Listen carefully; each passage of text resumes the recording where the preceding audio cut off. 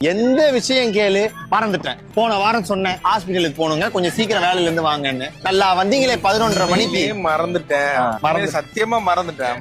மறந்துட்டு அதை கேட்கும் போது எனக்கு எரிச்சல் ஆகுது. இந்த ஐயோ, உண்மையிலேயே நான் மறக்கல. உங்க ஆபீஸ்ல ஒரே டென்ஷன், அவ்வளவுதான். வேற டென்ஷன் ஆபீஸ்ல இல்ல. இப்ப நீ வீட்லயே இருக்க, உனக்கு அதை பத்தி ஒண்ணும் தெரியாது. நான் அப்படி கிடையாது. நான் ஆபீஸ் போறேன், மேனேஜர் திட்டு வாங்குறேன், கடைக்காரர்கிட்ட பேச்சு வாங்குறேன். அங்க இருந்து முடிச்சிட்டு வீட்டுக்கு வரதுக்குள்ள டிராபிக், வண்டியை கொண்டு வந்து குறுக்க விடுறானுங்க. இது எல்லா பிரச்சனையும் தாண்டி வரதுக்குள்ள டென்ஷன்ல.